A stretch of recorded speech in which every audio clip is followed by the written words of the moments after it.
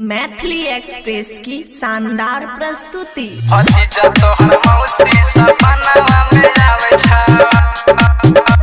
सपनावा में आवे छा। खुशी रिकॉर्डिंग स्टूडियो बलुआहा। अखिया से नींद चैन दिल के उड़ावे छा, उड़ावे छा। अखिया से नींद चैन दिल के उड़ावे छो। भतीजा तोहर मौसी सपनावा में आवे छो। अधी अधी रतिया के हमारा जगावे छो। भतीजा तोहर मौसी सपनावा में आवे छो। अखिया से नींद चैन दिल के उड़ावे छो। भतीजा तोहर मौसी सपनावा में आवे छो।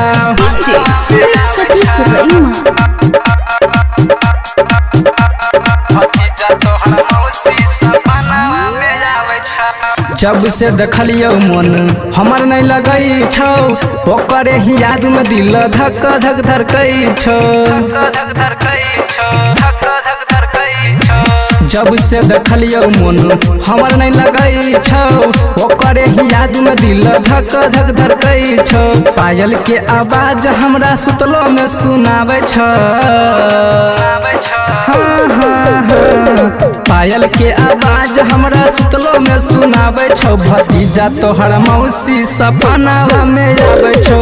अखिया से नींद चैन दिल के उड़ावे छौ। भतीजा तोहर मौसी सपनावा में आवे छौ।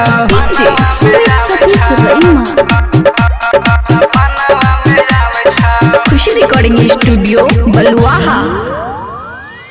गजब रूप ओकर लागे होठल लिया, माल बुझाई छै जेना लागे अमर पलिया, लागे अमर पलिया, लागे अमर पलिया।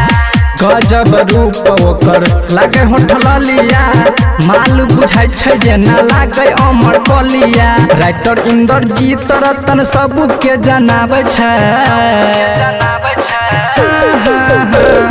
राइटर इंद्रजीत रतन सबके जनावे छौ। भतीजा तोहर मौसी सपनावा में आवे छौ। अखिया से नींद चैन दिल के उड़ावे छौ। भतीजा तोहर मौसी सपनावा में आवे छौ। खुशी रिकॉर्डिंग स्टूडियो बलुआहा।